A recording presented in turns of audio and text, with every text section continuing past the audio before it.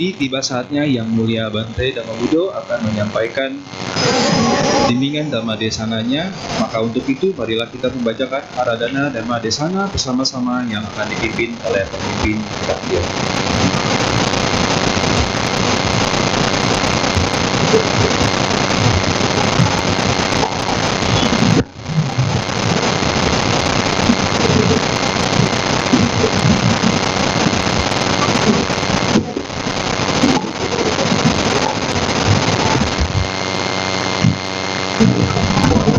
Mari kita buka buku tuntunan kebaktian pada halaman 35.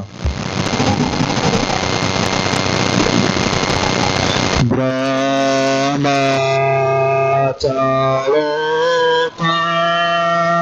Tripati Sahampati Katanjaliwan Diwara Yayacata Santi Dhasapa Parajata Catika Desa Udhana Anukampinang Pajang. Brahma Sahampati, penguasa dunia ini, beranjali dan memohon. Terdapat makhluk-makhluk yang memiliki sedikit abu di mata mereka. Ajarkanlah Dhamma demi kasih sayang kepada mereka.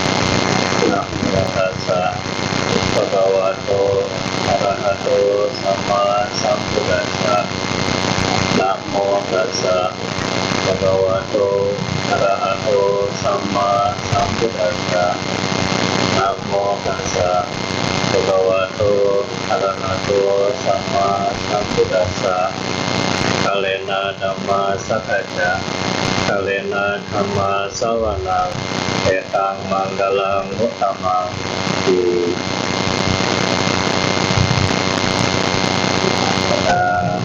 Bapak Ibu dan saudara-saudari sekalian, selamat siang.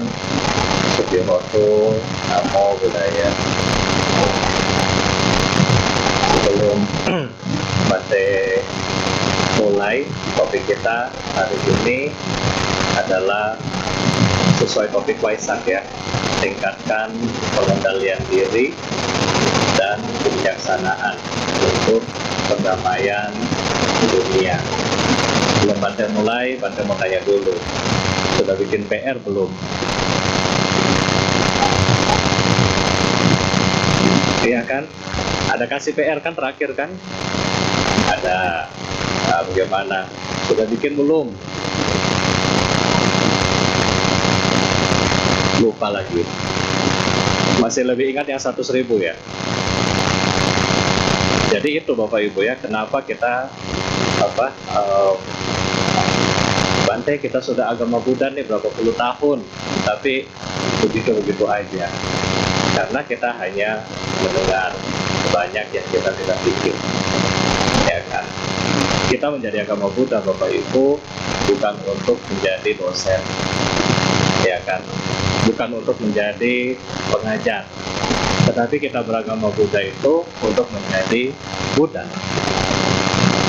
Jadi ketika kita melihat KTP kita, saya agama Buddha, tujuannya apa?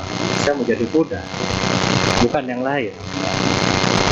Ya kan? Jadi bukan berarti saya agama Buddha itu mesti pintar, Tipitaka hafal, Abhidhamma ngerti. Bisa, tetapi bagaimana kita bisa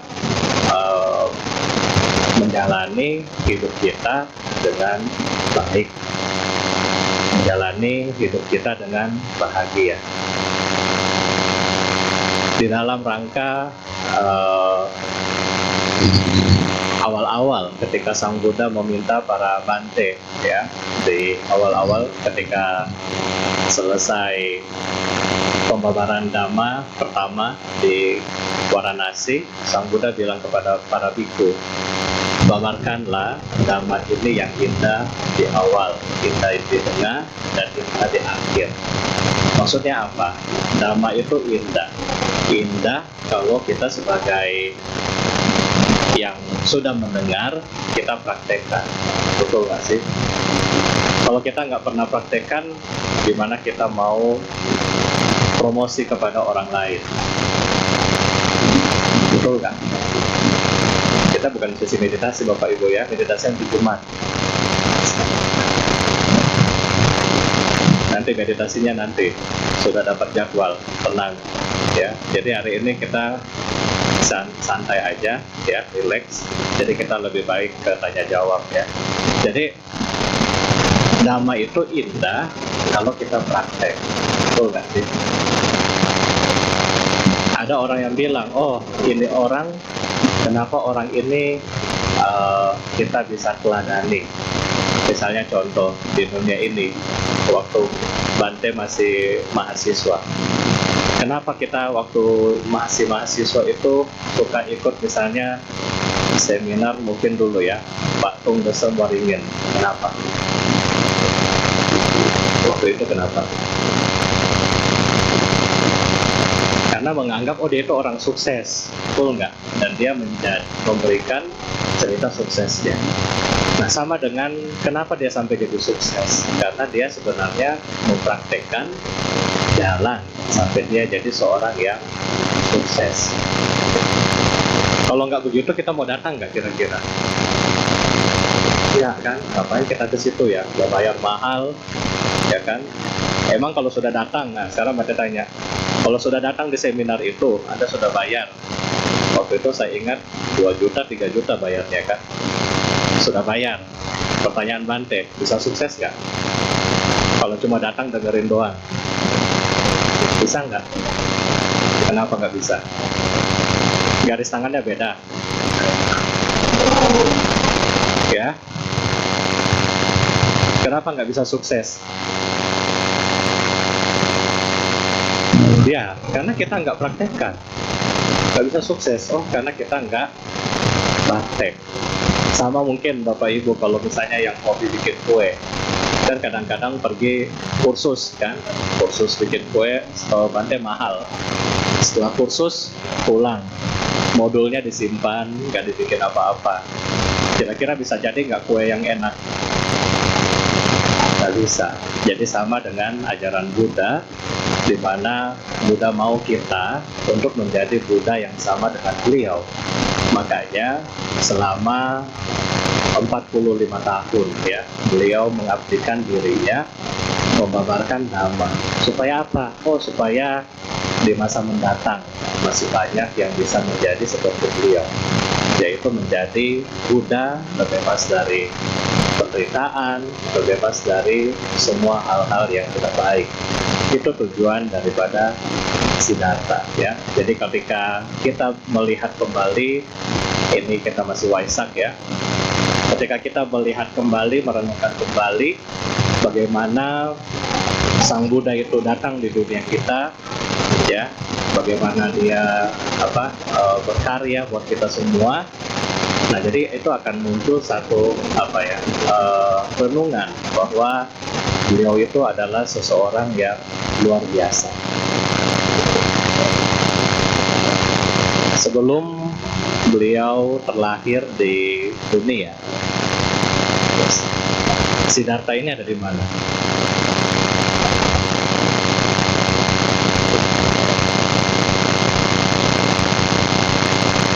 Diam. Kalau di sekolah Banda sudah kasih leontin nih kalau dapat jawab. Ya, sebelum beliau lahir di dunia, beliau itu sudah ada di surga. Surga yang namanya Tusita ya, di mana surga ini sangat beliau merasakan suatu kebahagiaan yang besar. Pertanyaan Bante ke Bapak Ibu, kira-kira sebagai seorang dewa, dia sadar nggak sih kalau dia jadi manusia, dia akan menderita?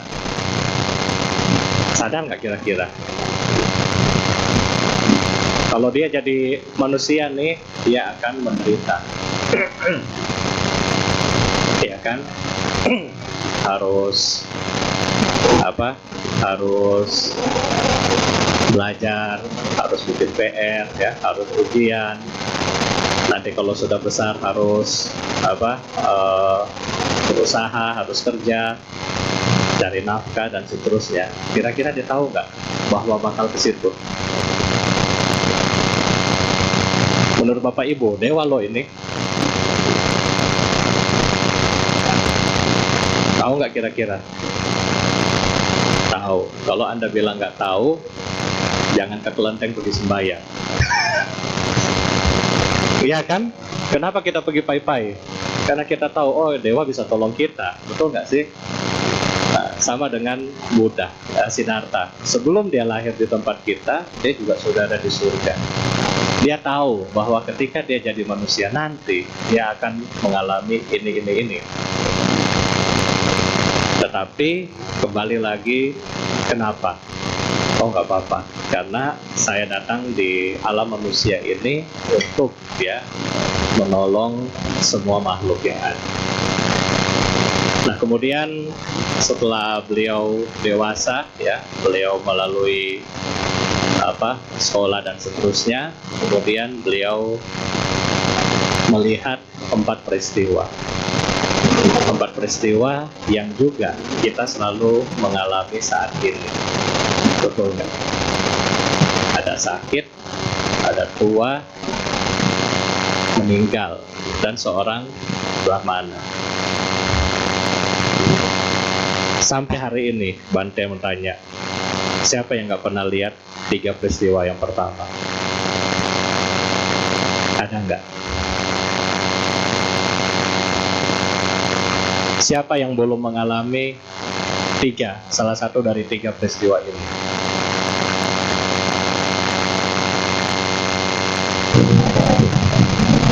Ketika kita mengalami, kita bagaimana? Ketika kita mengalami salah satu dari 3 ini.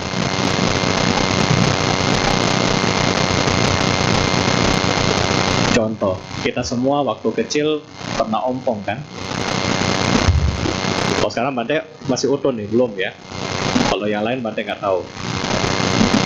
Ketika waktu kita kecil, pas gigi kita tuh waktu mungkin kelas 1, kelas 2 SD kurang ya, baru mau tumbuh ulang. Bagaimana perasaannya waktu makan jagung?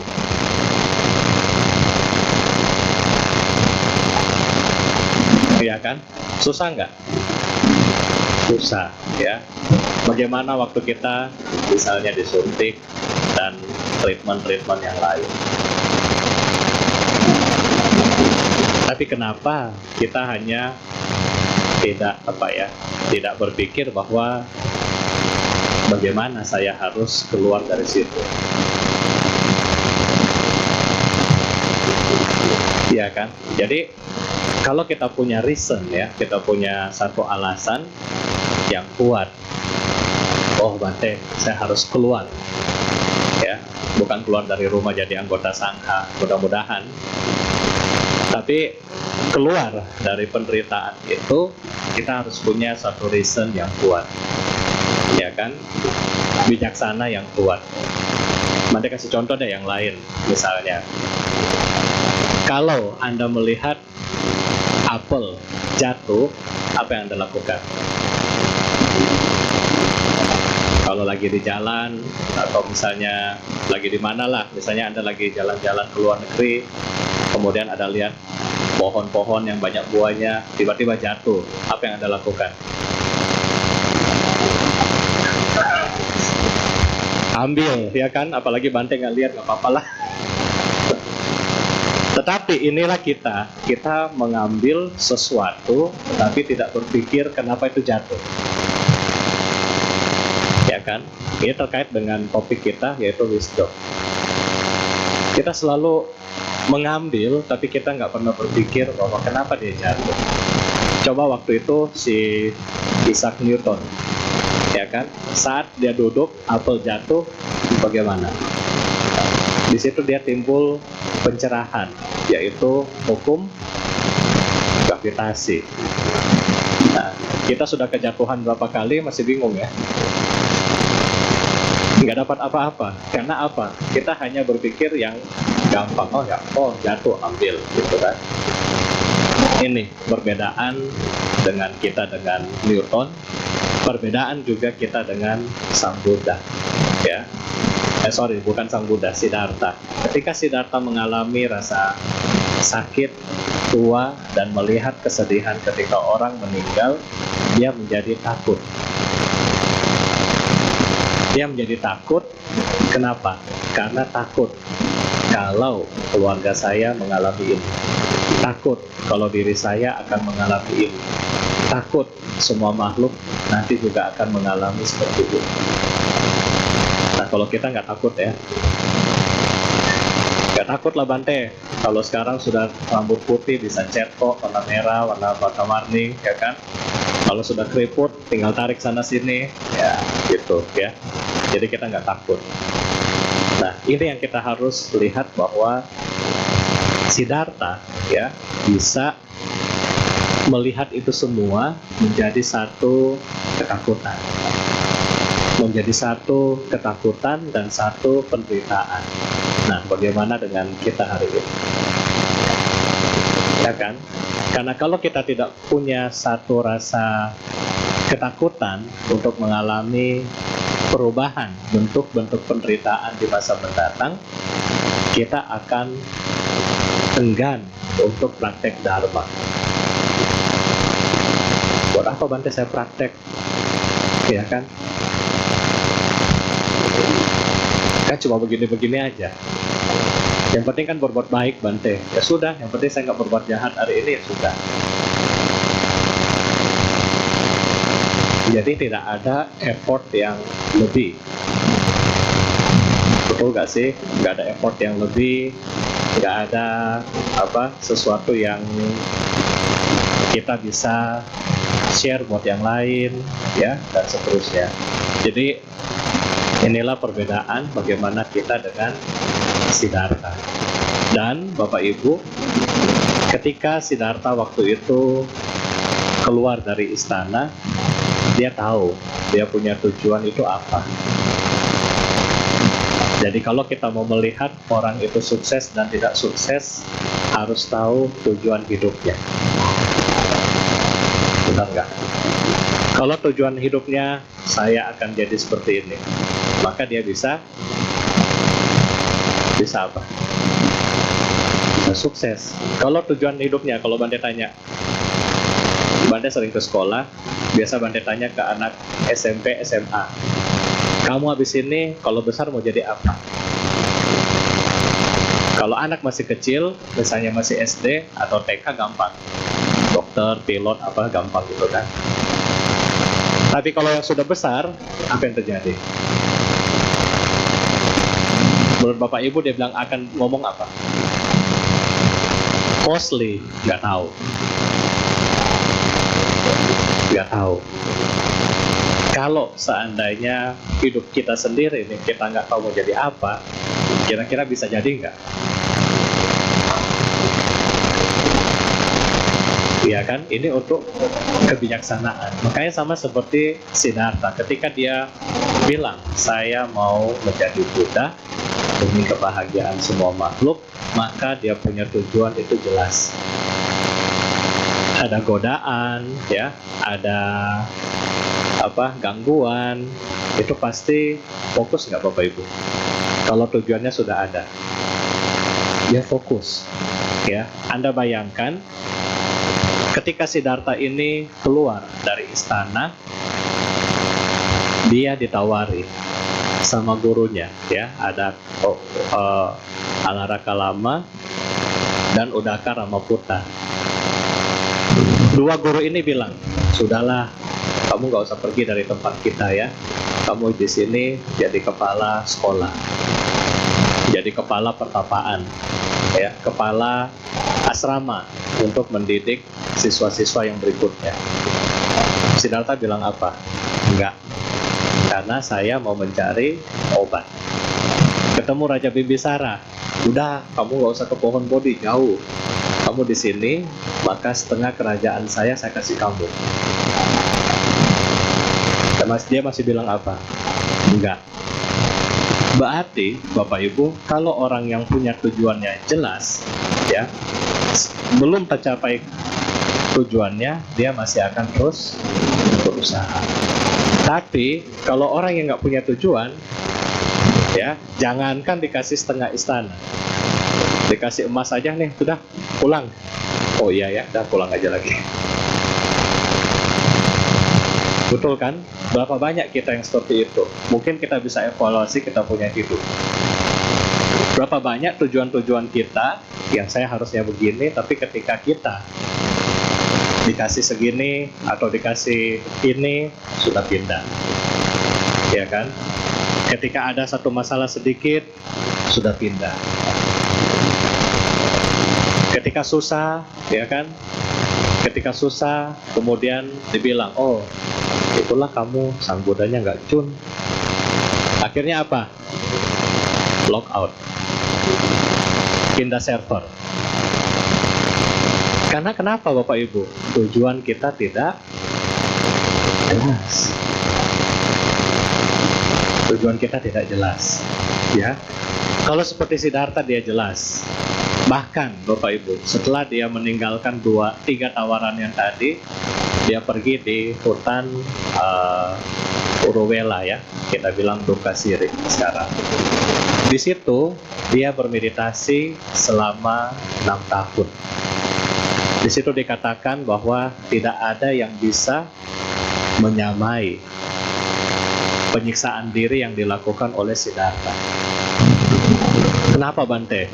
Anda bayangkan dia bernafas dengan menggunakan,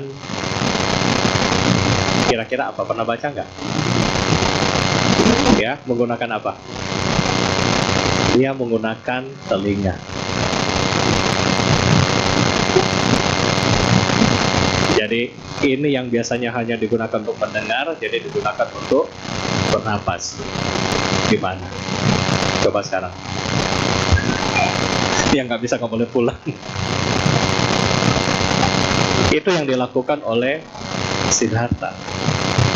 Kemudian mengepal tangan, ya, pegang, nggak turun-turun. Yang terakhir, makan hanya beberapa butir sehari. Kalau yang tadi Bante bilang, yang tangan masih pegang begini, di India masih banyak. Ya, sampai hari ini masih ada. Kalau Anda mau bilang yang tidur di atas belukar yang berduri, di India masih ada sampai sekarang, ya. Kalau Anda mau bilang yang berdiri kakinya satu, ya, kayak kita dulu waktu kecil kan, kalau di sekolah nakal pegang telinga, kaki diangkat kan. Kalau sekarang sudah nggak boleh, mungkin anak-anak, ya. Di India itu masih ada sampai hari ini. Selama 6 tahun Bapak Ibu, walaupun keadaannya susah demikian, Siddhartha tidak pernah berpikir bahwa, aduh, kayaknya yang saya lakukan itu sia-sia. Aduh, kangen, ya, homesick makanan rumah. Aduh, kangen sama dayang-dayang di istana. Aduh, kangen, ya, sama mungkin kerajaannya. Anda bayangkan, selama 6 tahun, 1 detik juga nggak ada berpikiran seperti itu. Ya, jadi kalau kita memiliki kekuatan yang tekad yang kuat, maka segala upaya yang dari diri kita itu kita bisa usahakan, Bapak Ibu. Ya, kita bisa berusaha bagaimana bisa melewati semua rintangan ini. Makanya ketika dibandingkan misalnya penderitaan Siddhartha waktu 6 tahun dengan penderitaan kita semua hari ini, menurut Bapak Ibu susahan mana?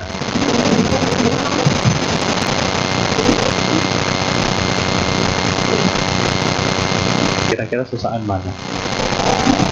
Ada yang WA ke saya, Bante, saya lagi susah.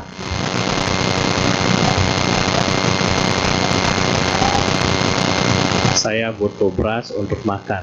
Oke. Dalam hati Bante, kenapa masih bisa WA? Kenapa nggak kerja gitu kan? Ini contoh Bapak Ibu ya. Jadi ketika kita punya satu tekad, satu usaha, satu tujuan, maka kita punya pikiran itu akan berusaha. Tapi kalau kita sudah menyerah, maka usaha yang ada di badan itu akan, ya sudah, give up. Ya, dan akhirnya singkat cerita, Siddhartha duduk di bawah pohon Bodhi dan mencapai kebudaan.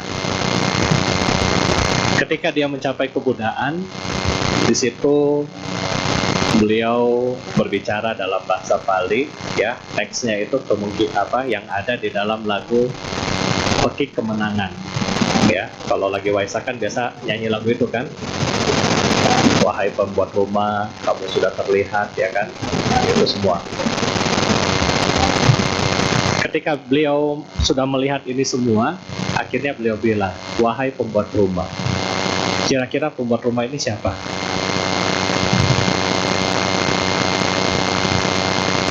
Kira-kira pembuat rumah ini siapa? Bukan tukang ya. Pembuat rumah ini siapa? Wahai pembuat rumah, kamu sudah terlihat, ya kan? Balok-balok utama sudah dipatahkan.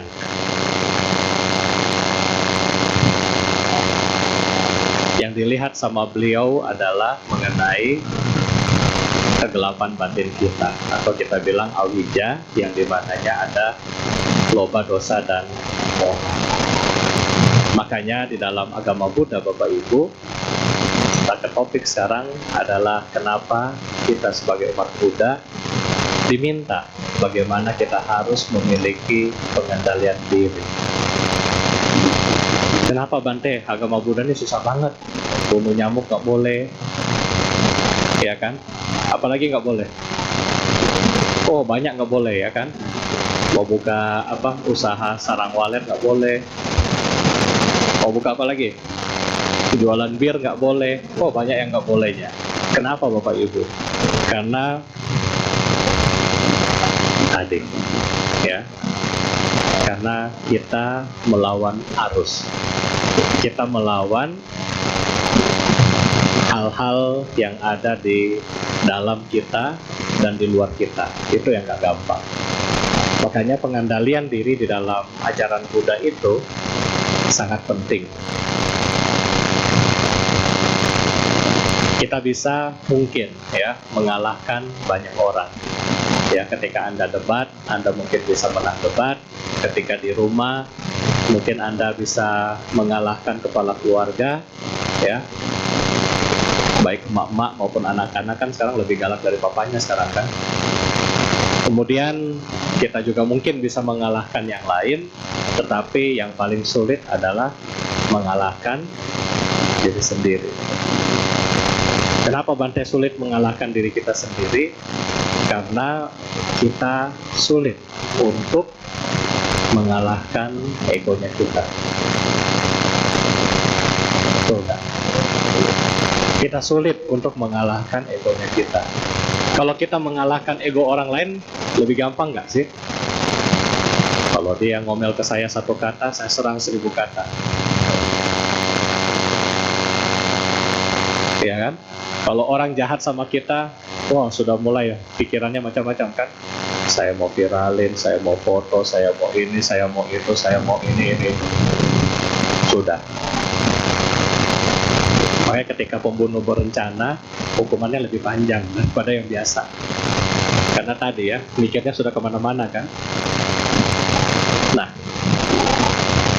itulah kita bilang dalam ajaran Buddha, pentingnya pengendalian diri. Sekarang Bante, pengendalian diri apa yang harus kita miliki dan kenapa kita harus mengendalikan diri kita?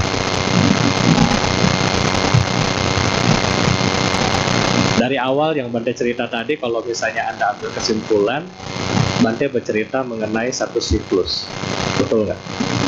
Satu siklus yang nggak habis, ya kan? Misalnya roda samsara itu Bante ibaratkan dengan roda mobil. Kalau misalnya Anda jalan mobil, terus jalannya lurus, ya, roda itu akan berputar terus kan? Tapi bagaimana cara kita buat stop roda ini? Harus diapain? Harus di rem. Rem itu adalah pengendalian diri kita. Supaya apa? Supaya roda nggak berputar. Supaya tidak ada lagi kelahiran, usia tua, sakit, dan mati. Mau nggak? Mau nggak? Bante yakin semua sudah pegang rem. Sudah pegang remnya kan? Sudah. Cuma sudah ngerem belum? Belum. Ngegas terus Bante. Ya, ngegas terus. Ngerem tuh susah Bante. Ngegas terus. Padahal kalau ngegas terus, resikonya apa? Resikonya apa? Lanjut. Usia tua, lahir, sakit, dan mati. Begitu lagi. Lahir lagi, sakit, usia tua, mati. Itu terus. Nah, sekarang Bante mau kasih tahu mungkin rapnya yang singkat, ya. Di dalam ajaran Buddha, kita berputar terus, kita mungkin kenal dengan istilah Paticca Samuppada. Kenal? Nah, Bante pakai bahasa yang gampang. Kenapa kita mengalami satu siklus ini terus-menerus?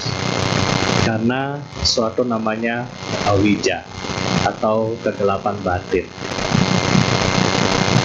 Awija Sang Buddha ibaratkan sebagai orang yang buta. Kalau orang buta dalam tradisional dibilang ada 3 orang buta. Kemudian 3 orang buta ini memegang seekor gajah. Apa yang terjadi? Apa yang terjadi? Ada orang buta yang pegang, ekornya gajah. Jadi dia bilang, gajah itu seperti pemoceng.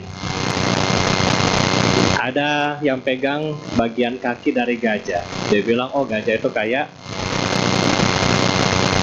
batang ya, atau pohon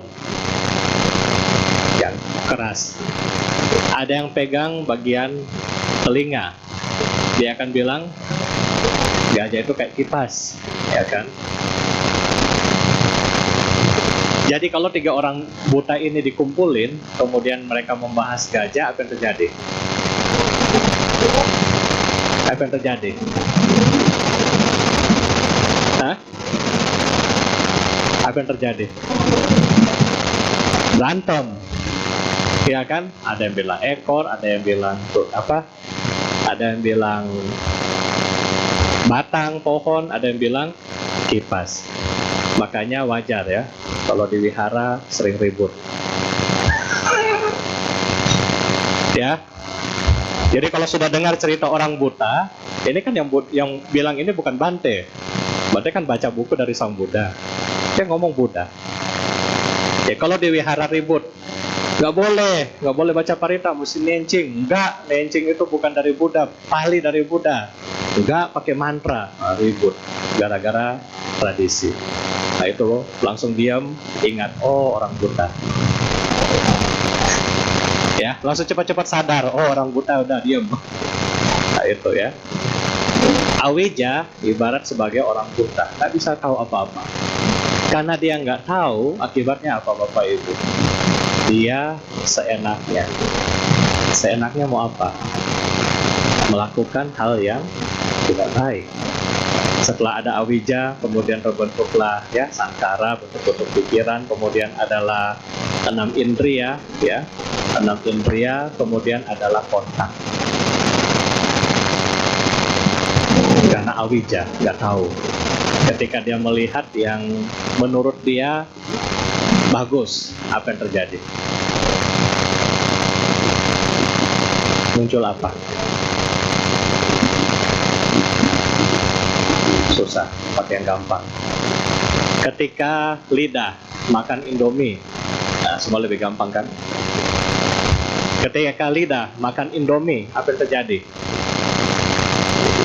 Enak. Enak? Ya kan? Sebelum kita punya kebijaksanaan, oh makan Indomie itu enak. Karena kita masih awija, masih buta. Pokoknya, oh ini enak. Ya. Setelah makan satu porsi, apa yang terjadi? Mau lagi. Jadi setelah ada melihat, kemudian dia rasa, muncul satu kontak, muncul satu perasaan, suka tidak suka dan netral, ya kan? Setelah muncul rasa suka, apa yang terjadi? Makan lagi. Muncul kemudian berikutnya yang terbentuk adalah apa? Keinginan, ya kan? Mau lagi. Setelah bentuk keinginan, apa lagi?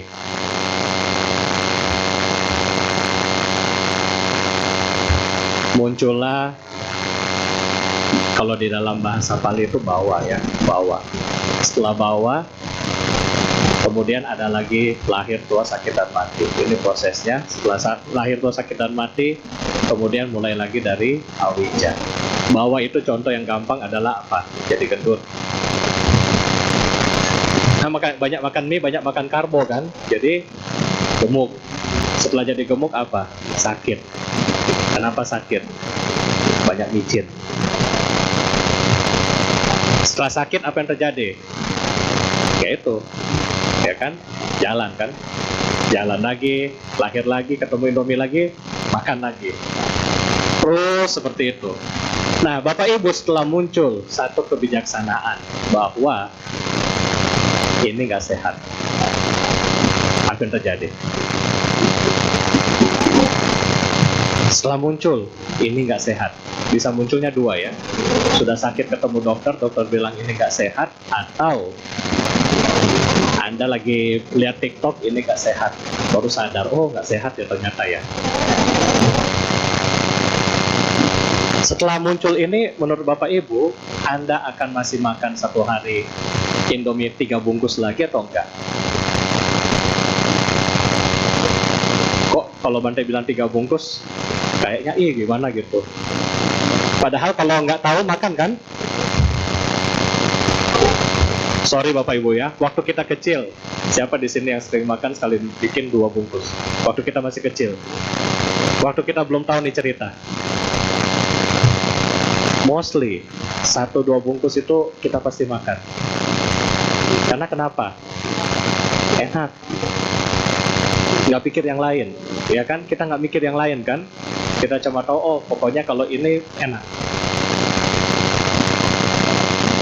Setelah kita ngerti Bapak Ibu, oh ini akan berakibat sakit hipertensi misalnya, diabetes misalnya, kegemukan misalnya, dan lain-lain, apa yang terjadi? Mulai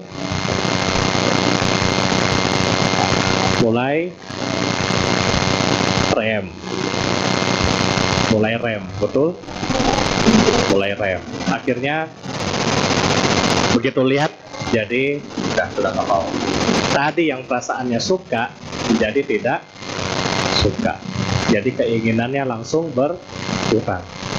Setelah berkurang, ya sudah. Berarti proses itu selesai kan? Nggak ada Indomie lagi. Jadi apa lebih susah Bapak Ibu? Dengan penderitaan. Coba kalau Indomie Bante gandeng dengan kata penderitaan, gampang kan? Gampang kan? Gak usah pakai bahasa Pali, Bante juga nggak tahu. Pakai bahasa Indonesia aja. Yang penting prosesnya kurang lebih kayak tadi. Gampang kan? Sedikit kita tahu, oh ternyata nggak boleh nih. Ya sudah, pelan-pelan direm, akhirnya proses awija itu selesai. Dari yang kita tidak tahu, dari awija yang kita nggak ngerti, kita makan, kemudian setelah kita tahu, kita stop. Nah itulah namanya proses kita pengendalian diri dan wisdom itu ada di situ. Contoh yang kedua, ini mohon maaf ya kalau ada anak-anak ya. Contoh yang kedua, kalau orang yang suka ngerokok, kenapa dia ngerokok? Kadang-kadang kayak kereta api ya. Kadang-kadang kalau yang ngerokok itu satu hari bisa 1-2 bungkus. Kayak kereta api. Setelah dia sakit, menurut Bapak Ibu, kenapa dia tiba-tiba bisa berhenti? Apalagi kalau dokter bilang, cancer. Langsung. Atau, kamu akan dipasang ring. Heran itu. Tiba-tiba bisa, sama sekali nggak ada. Kenapa? Kenapa Bapak Ibu?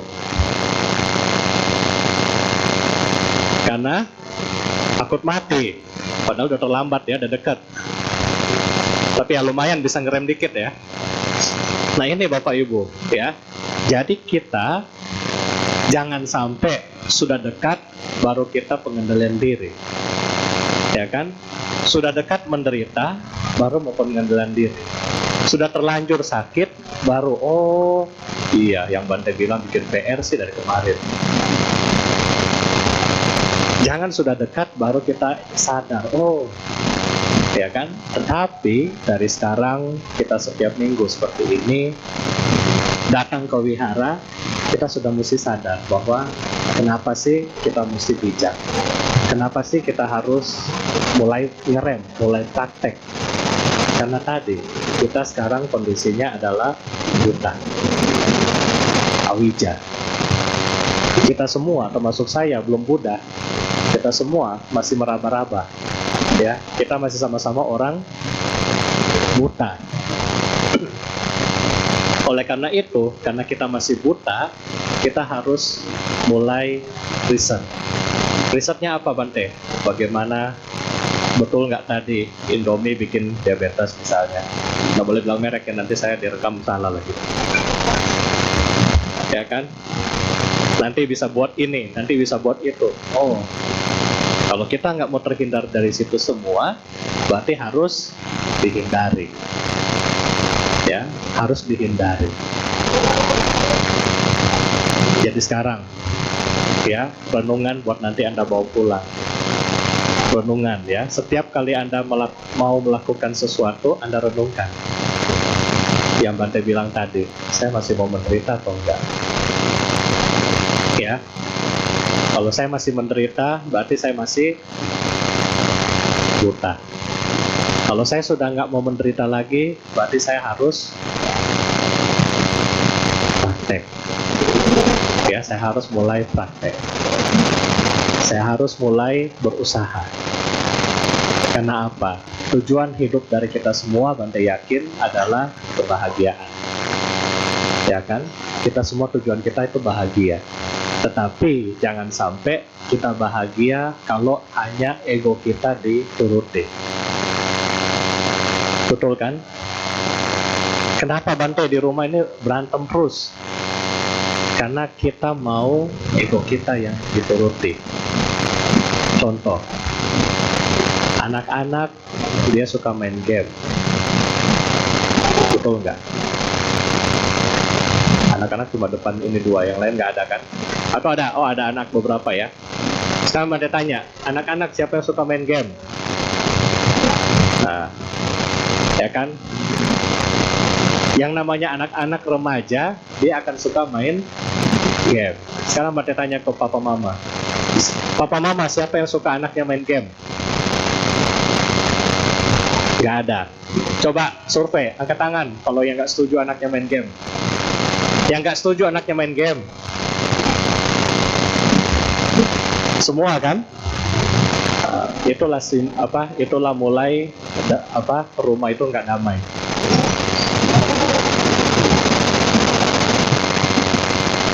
Itu mulai di situ. Kenapa? Karena nggak connect. Dia bahagia ketika dia main game, dan kita bahagia kalau dia lagi belajar. Sama-sama mau bahagia, cuman kenapa? Karena sama-sama masih buta. akhirnya yaitu, ya kan? Kalau kita mau melihat yang lebih luas ya, bukan di rumah aja, yang lebih luas, kayak kenapa Bante sampai jadi perang apa semua, kira-kira karena kenapa? Karena ego. Saya mau buktikan saya bisa, akhirnya gitu ya. Jadi kembali ke topik kita perlu rem ya. Kalau kita perlu rem ini, maka kita pelan-pelan Bapak Ibu bisa membuat damai diri kita sendiri ya, damai rumah kita ya, damai lingkungan kita, damai wihara kita. Jadi nggak ada lagi iblis dan setan di antara kita. Bante ada cerita dulu ini kan? Sudah kan dulu kan? Sudah, iblis dan setan ini sudah lama. Kalau Anda lupa rugi sendiri ya. Jadi ketika kita memiliki pengendalian diri ini, kita punya kedamaian dimanapun Anda pergi. Yang penting punya rem. Jadi sekarang harus sadar bahwa Bante saat ini saya memang adalah orang yang buta batinnya ya, karena batin saya masih ada awija. Nah, kalau kita punya batin ada awija ya, kira-kira menurut Bapak Ibu, wish atau keinginan dari orang buta itu apa? Supaya dia bisa apa? Ya? Supaya dia bisa melihat. Anda mau melihat enggak? Anda mau batin Anda melihat enggak? Betul. Buddha kasih kita operasi katarak gratis. Supaya apa? Batin yang gelap jadi bisa melihat. Kalau Anda mau melihat, ya sudah, kita mesti praktek. Ya, maka Bante akan pesan kepada kita PR kita hari ini dan seterusnya, bahwa kita semua adalah Buddha yang kecil. Ya, kalau Bante kasih pesan ke anak-anak sekolah kemarin selama Waisak, kalian mesti pulang dari sekolah ini, kalian menjadi Buddha yang kecil. Buddha yang kecil adalah apa? Harus ingat dalam hati, saya adalah Buddha yang kecil. Berarti saya tidak boleh melakukan hal yang tidak baik, saya harus melakukan hal yang baik, saya tidak boleh merugikan yang lain. Karena saya adalah Buddha yang kecil. Saya mau melihat kebenaran.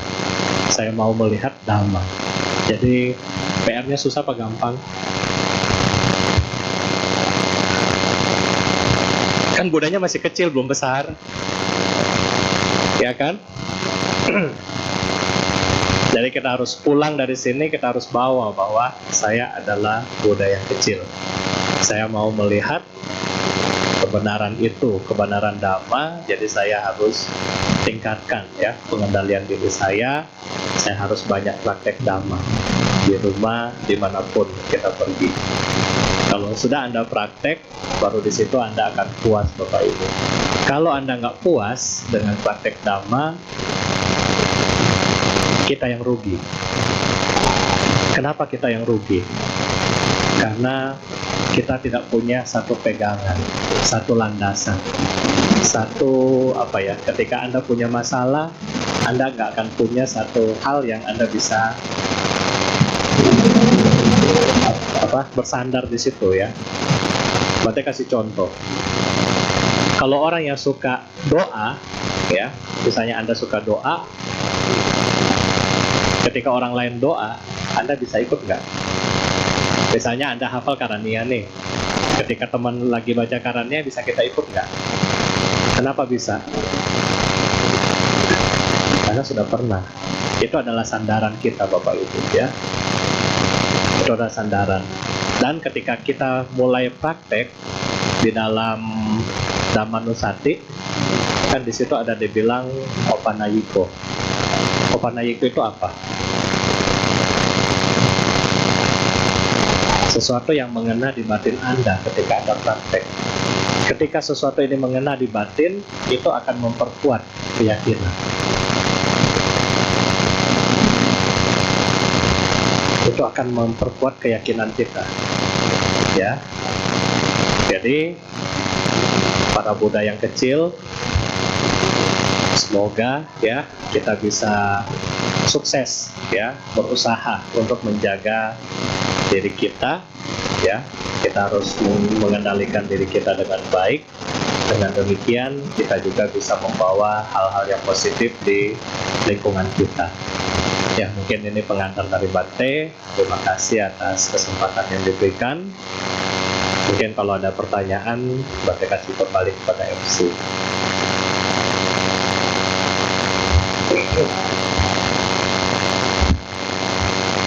Bapak Ibu, demikianlah sesi Dhamma Desana yang telah dibabarkan atau disampaikan oleh Yang Mulia Bante Dhammawudo Thera. Baik, sesuai dengan arahan Bante, mari kita masuk ke dalam sesi tanya jawab. Namun sebelum masuk ke sesi tanya jawab, kita akan menyanyikan satu buah lagu, dan sebelum itu saya akan informasikan jika Bapak Ibu ingin bertanya secara WhatsApp, Bapak Ibu bisa kontak atau WhatsApp di nomor 0811 9921 098. Saya ulangi lagi, 0811 9921 098. Nanti seperti yang ada di slide sebelah, dan pertanyaan kita buka seperti biasa secara WhatsApp dan juga secara lisan maju ke depan. Baik, mari kita sambut penyanyi kita.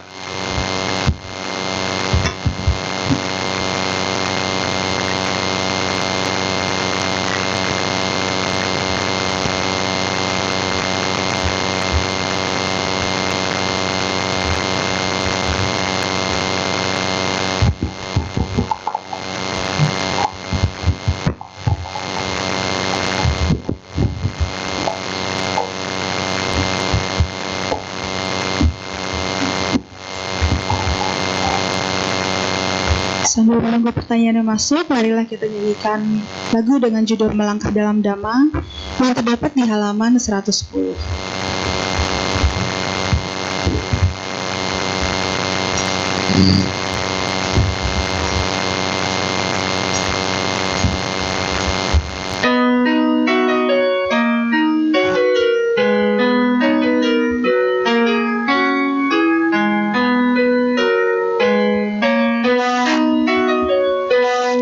Sudahkah menjadi umat sejati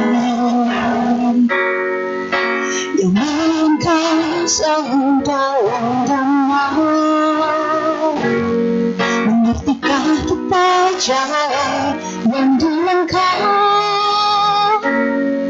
untuk mencapai kebahagiaan?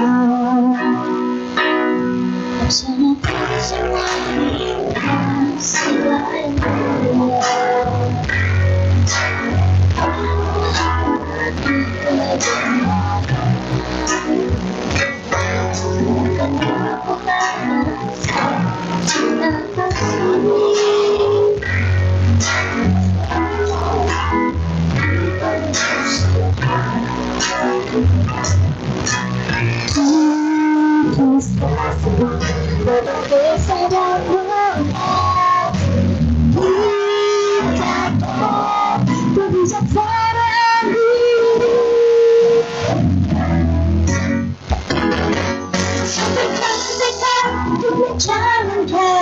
Dhamma suci yang mulia, makinlah selalu pada dadamu. Kasihi semua manusia di dunia, hari-hari pastikan bahagia.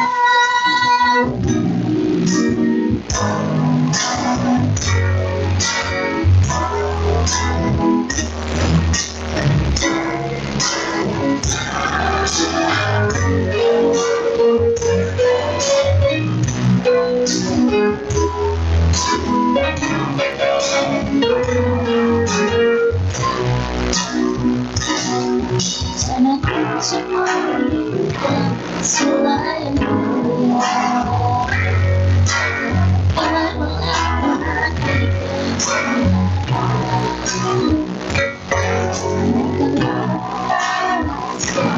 Satukan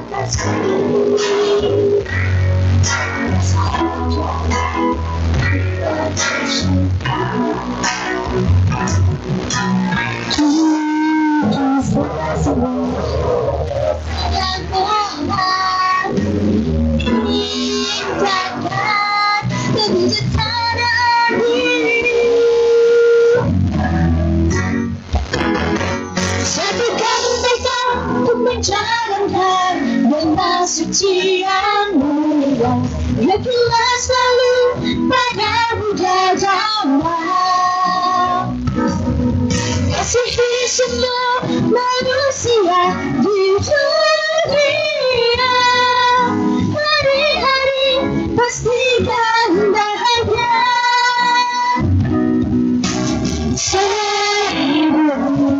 Dimulai satu langkah, marilah kita mulai melangkah. Satukan mereka diperjalankan dengan suci yang mulia. Yakinlah selalu pada budaya damai. Kasihi semua manusia di dunia. Hari-hari pastikan bahagia. Kita jual masa yang bahagia. Terima kasih.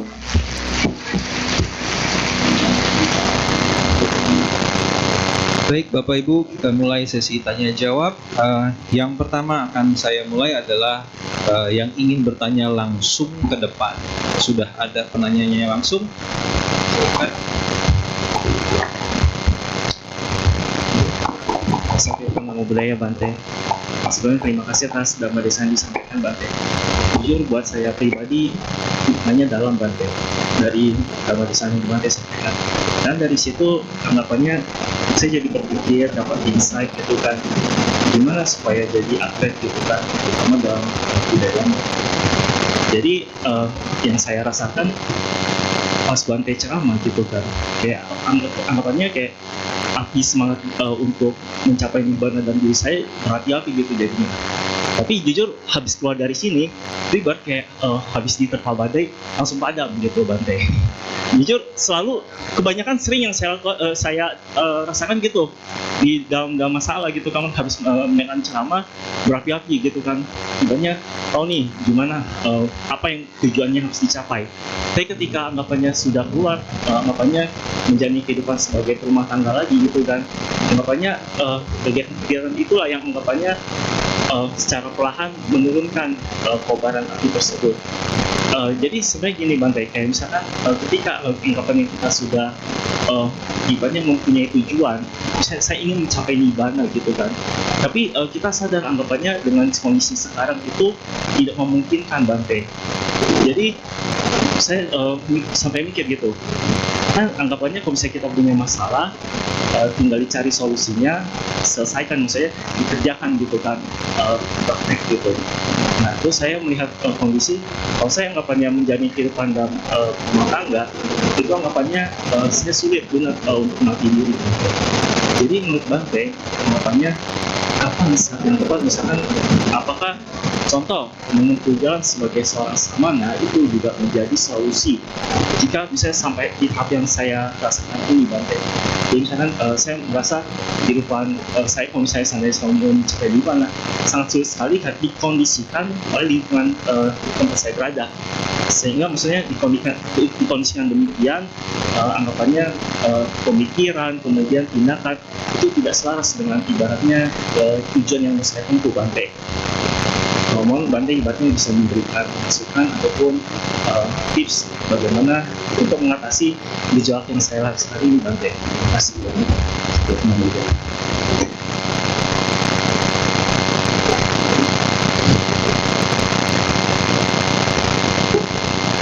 Memang kalau mau mencapai nibbana dalam kehidupan sekarang ya memang harus berkondisi yang bagus. Makanya Sang Buddha bilang untuk mencapai nibbana itu Bapak Ibu itu kayak kita mau bangun rumah, kita harus punya fondasi yang bagus, dinding yang kuat, nah baru kita bisa naik atap. Kalau semua ini nggak kuat, ketika sudah di atap itu akan jatuh ya, atau roboh. Nah, Sang Buddha bilang dalam kehidupan kita ya, kita perlu fondasi. Fondasi itu apa? Dana. Dana ini adalah apa? Dana ini yang akan menguatkan Anda ketika di masa-masa sulit. Maksudnya, kita, misalnya tadi lagunya bilang kan, untuk mencapai ribuan li kita mesti start. Ya, kita memang sudah start. Tetapi, kalau bensinnya nggak cukup, nggak nyampe. Jadi dana itu seperti bensin. Bagaimana Anda bisa hidup nyaman dan tidak banyak kepikiran mengenai masalah keekonomian. Sebagai perumah tangga, apalagi yang punya anak, itu susah untuk pergi meditasi 1-2 bulan. Betul nggak? Ya, dulu ada yang tanya ke saya, Bante, saya mau capai Sutapana sekarang. Saya bilang, kamu ada anak? Ada. Terus saya bilang, pulang. Bante, saya sungguh-sungguh. Saya bilang, bagaimana kamu mau duduk? Ya kan, baru duduk berapa lama sudah pikir anak mau bayar sekolah, mau apa gitu. Jadi, keekonomian itu penting. Banyak dari kita yang menganggap itu nggak penting, padahal ini penting. Ya, ini penting buat apa? Ya itu tadi, ketika kita nanti pergi 1-2 bulan, ada yang support. Nah itu dari dana kita. Ya, dari dana yang kita sudah tanam di kehidupan sebelumnya. Mari kasih contoh, saya di India, kita pergi di mana waktu itu wihara kita belum ada. Jadi saya tinggal di wihara Thailand. Di situ nggak ada umat. Itu benar-benar Bapak Ibu mau minum kopi itu nggak ada. Kopi nggak ada. Musim puasa ya, itu kopi nggak ada. Minum kopi aja nggak ada ya. Jadi maksud Bante, nah itulah. Tapi kalau kita punya dana, maksudnya dana kebaikan kita yang pernah kita tanam, pasti dimanapun kita pergi itu ada yang support. Nah, jadi sesusah apapun tempatnya, pasti ada yang support kita. Misalnya ketika Anda nanti jadi yogi atau jadi biku. Nah, kemudian Bante, kita sebagai perumah tangga mau pergi meditasi atau itu bagaimana kalau mau pergi yang lama? Nah, dari sekarang kita harus ubah aktif income menjadi passive income. Contoh, Anda sekarang sudah kumpul uang, misalnya Anda beli ruko atau rumah atau deposito. Jadi kalau Anda pergi nanti meditasi 3 bulan, aman. Ya kan, ada kos-kosan misalnya, ada ruko misalnya, ada deposito misalnya. Ini contoh. Betul nggak? Jadi kalau istri mau telepon, Anda pegang aja sertifikat aman. Ini contoh ya, ini yang kita pernah share waktu saya masih kuliah dulu. Kita pernah kepikiran itu, saya juga pernah tanya hal yang sama. Kemudian dikasih tahu, kalau lu mau begitu, mesti apa? Passive income. Jadi kalau itu ada logikanya ya. Jadi ketika kita pergi 1-2 bulan, istilahnya dapur masih ngebul di rumah. Yang ketiga, haruskah kita menjadi anggota sangga? Harus nggak? Kalau Anda memang rasa Anda bisa melepaskan semua dan tanggung jawab sudah selesai, nggak apa-apa. Ya, kalau tanggung jawab sudah selesai, semua nggak apa-apa. Tapi kalau belum, tidak harus. Karena Anathapindika juga masih pengusaha sampai dia meninggal. Raja Bimbisara juga masih seorang raja sampai dia meninggal. Wisaka masih pakai skincare sampai dia meninggal. Jadi nggak harus ya, tetapi daily kita harus belajar dari cara hidup para Srawaka ini. Misalnya contoh Anathapindika, dia pengusaha, dia sering entertain. Tetapi ketika dia entertain, dia tidak melakukan pelanggaran sila yang ketiga, dia tidak melakukan pelanggaran sila yang kelima. Minum-minuman keras dia enggak. Ketika temannya stres, dia malah mengarahkan, yuk ketemu Buddha, konsultasi dengan Buddha. Ini Anathapindika. Jadi itu bisa, dan dia pengusaha, bukan dia seorang ini. Anathapindika di Indonesia yang Bante rasa bisa Bante bilang itu Mama Leon yang di Bali. Bagaimana beliau bisa meninggalkan itu semua, beliau tinggal di istilahnya satu putih sendiri, dan beliau sampai bisa lepas semua bisnis itu, dan di akhir hidupnya dia bisa latihan. Sekarang dia punya anak, setahu Bante ada suami istri itu juga sama, anaknya 2 juga sekarang jadi Bante di Thailand. Nah, mereka bisa tinggalin itu semua. Tapi suami istri ini hanya jadi brahmacari, yogi, tetap masih sedikit-sedikit bantu di perusahaan gitu. Nah, jadi kalau kita bisa seperti itu kan bagus. Maksudnya kayak case yang tadi itu, kenapa dia bisa? Karena dia sudah settle. Nah, bagaimana kita settle? Kalau kita belum mampu, kita berusaha sampai bisa jadi passive income. Jadi dari situ, setelah kita dapatkan ini, kita bisa lepas. Bante, kalau masih belum semua, bagaimana saya mau meditasi? Gak apa-apa, hari Jumat latihan di sini. Ya kan? Nggak sampai, nggak apa-apa. Berarti setidaknya sudah nanam. Ya kan? Berbuah belum, tapi sudah nanam. Itu nggak apa-apa. Jadi kita bikin simple, kita punya hidup, bagaimana yang paling gampang yang kita bisa lakukan dulu. Kemudian supaya apinya nggak padam. Nah, supaya apinya nggak padam itu, kita harus jaga setiap hari. Dengan apa? Kita bagaimana tingkatkan keyakinan, kita merenungkan Sang Buddha, ya. Misalnya contoh ketika Anda membaca Buddha Nusati, nah sebenarnya kita harus merenungkan, bukan dijadikan mantra, bukan dijadikan apa gitu ya. Karena di Thailand Buddha Nusati ini suka dipakai buat mantra kekayaan. Kalau mau sukses baca 108 kali. Tapi sukses beneran. Tapi bukan itu yang dimau ya, tetapi bagaimana kita merenungkan ini sampai kita jadi satu semangat bahwa oh Buddha tuh luar biasa dan bisa bermanfaat buat hidup kita. Itu yang bisa ya. Bante kadang-kadang kalau saya lagi sendiri kemudian lagi merenung gitu, kadang-kadang bisa nangis juga. Bukan nangis lah, terharu.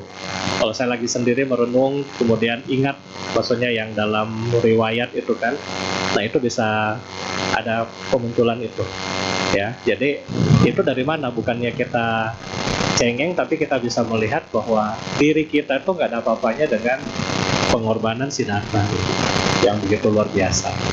Nah, jadi itu yang bisa kita jaga semangat kita tiap hari, ya. Terima kasih.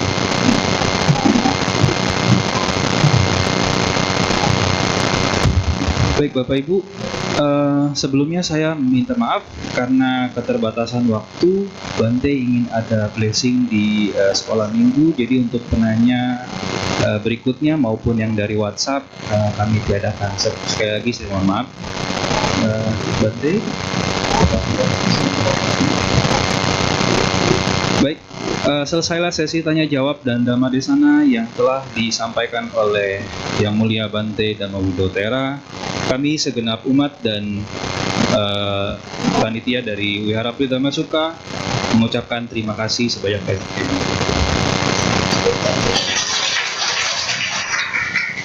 Baik, Bapak Ibu, dimohon untuk berdiri karena Yang Mulia Bante akan meninggalkan Dhamma Sangha.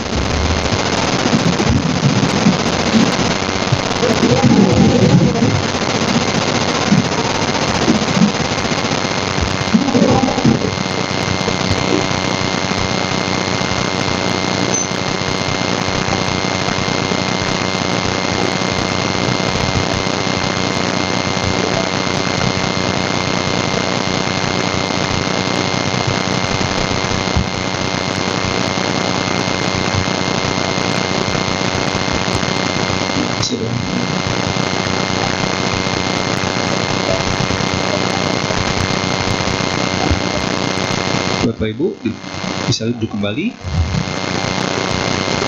Baiklah, tiba saatnya kita melengkapi jasa kebajikan kita dengan berdana paramita. Pada petugas kami persilakan.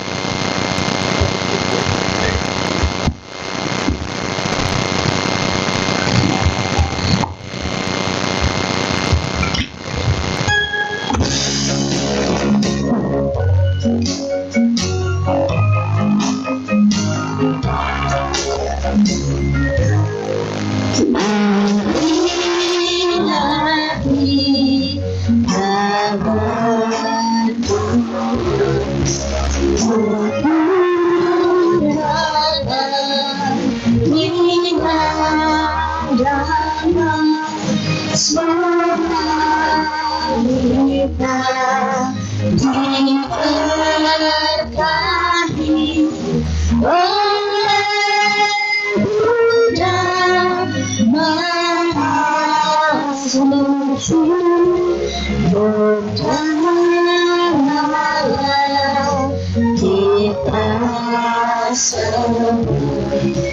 Dengan hati ikhlas rela serta karma baik kita dirahmati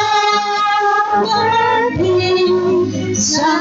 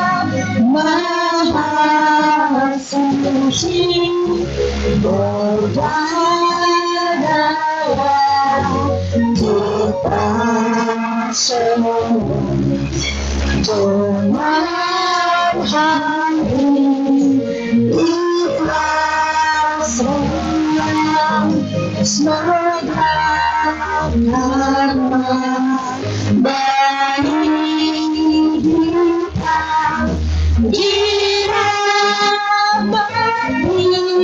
Sang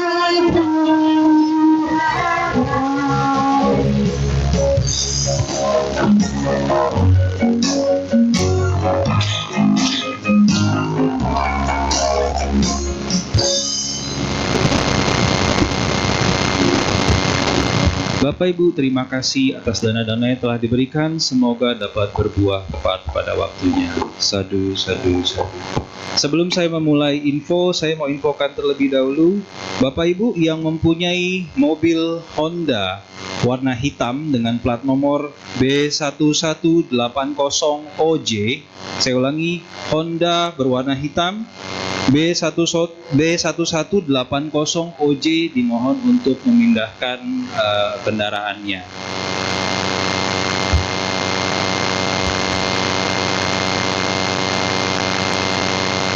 Baik, saya ingin sebentar untuk menginfokan beberapa kegiatan Wihara Pritama Suka ke depannya.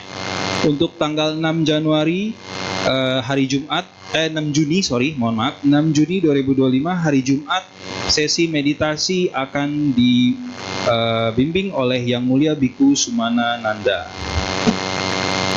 Dan tanggal 7 Juni kebaktian umum hari Sabtu, seperti biasa jam 17.30 Dhamma Desananya akan dibawakan oleh Yang Mulia Biku Badra Natatera. Dan pada tanggal 8 Juni 2025 hari Minggu seperti hari ini, Dhamma Desana akan dibawakan oleh Romo Dharma Kawidya. Wihara Pritama Suka juga memberikan jasa pemberkatan pernikahan. Bagi Bapak Ibu yang ingin mendapatkan jasa tersebut, bisa menghubungi kontak person Ibu Heti Irawan di 0813 1065 5957. Dan kemudian ada dana 1000 Buddha. Bagi Bapak Ibu yang ingin berdana 1000 Buddha, seperti Bapak Ibu bisa lihat di kiri kanan Bapak Ibu dan juga di depan Bapak Ibu. Bapak Ibu bisa menghubungi kontak person atas nama Christine di 0852 1268 2637. Dan kemudian bagi Bapak Ibu yang ingin mendapatkan jasa anjang sana dari Wihara Pritama Suka, yaitu berupa pelayanan pembacaan parita untuk keselamatan rumah baru, orang sakit dan kedukaan, bisa menghubungi kontak person di 0811 9921 098. Terima kasih. Demikianlah info yang untuk kegiatan Wihara Utama Suka yang kami sampaikan. Baiklah Bapak Ibu, kita tutup kebaktian pada pagi hari ini dengan membacakan Gata Etawata. Kepada pemimpin kebaktian, persilakan.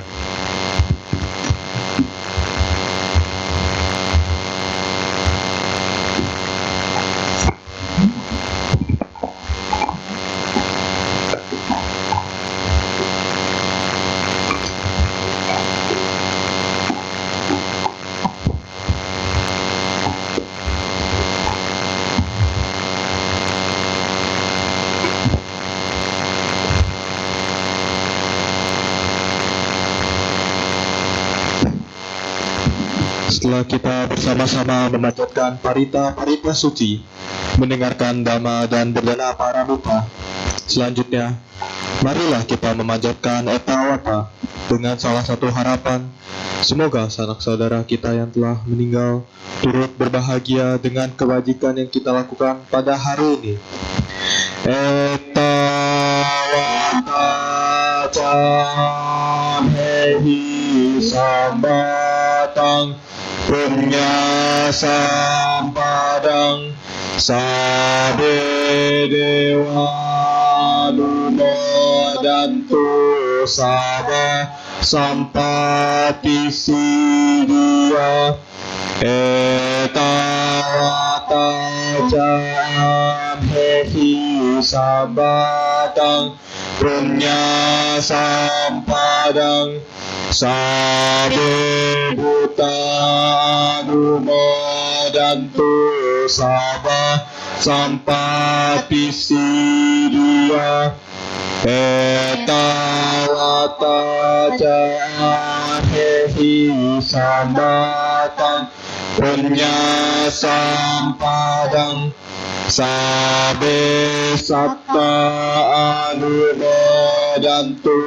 sabah sampati sidia akasata cabumata dewa nagamahidika punyang tarumoditwa cirang rakhantu loka santi akasata cabumata dewa nagamahidika punyang tanganumoditwa cirang rakhantu Indonesia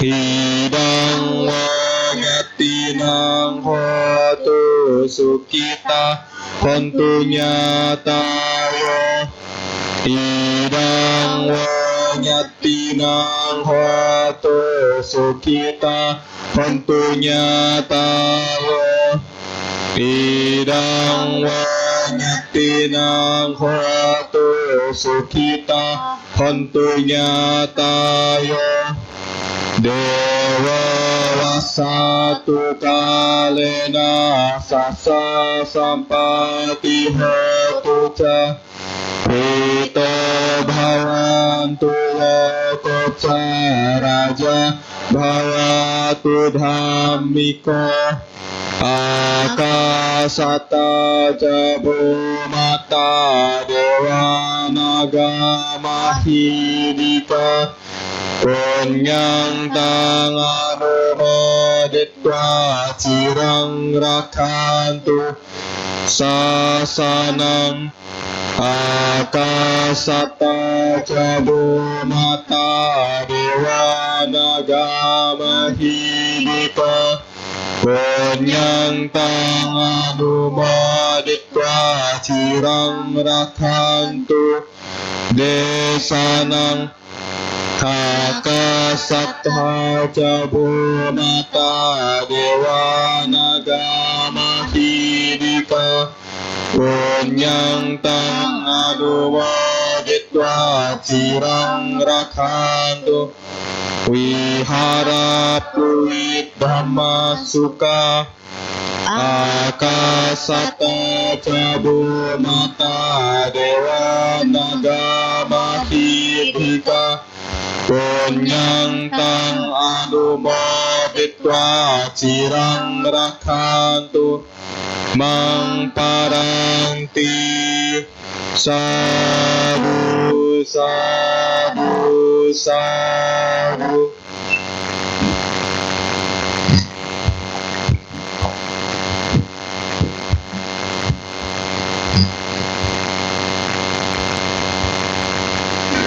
Marilah kebaktian pada hari ini kita akhiri dengan kembali memanjatkan nama Karagata. Arahang Sama Sambuddho Bhagawa. Arahang Sama Sambuddho Bhagawa. Bodang Bhagawantang Abhiwademi. Buddha Bhagavata Adiwadhyam.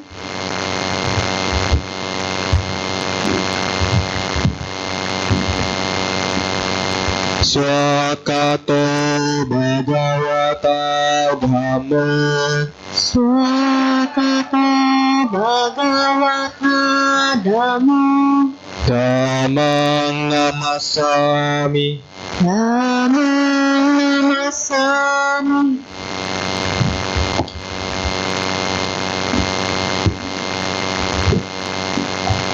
Supatipanno Bhagavato Sawaka Sanggo. Supatipanno Bhagavato Sawaka Sanggo. Sanggang namami. Sanggang namami.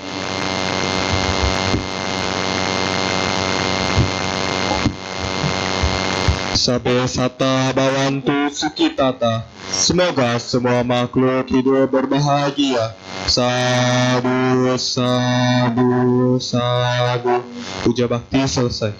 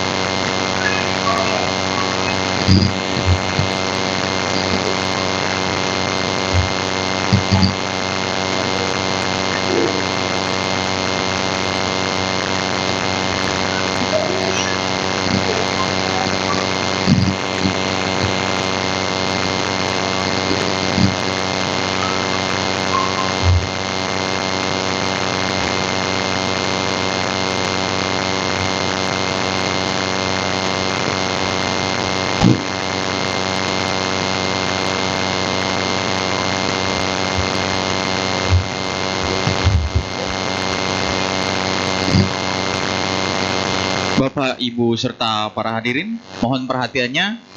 Bagi pemilik mobil Agia dengan plat nomor B1729 HKI mohon dipindahkan karena menghalangi akses jalan. Terima kasih.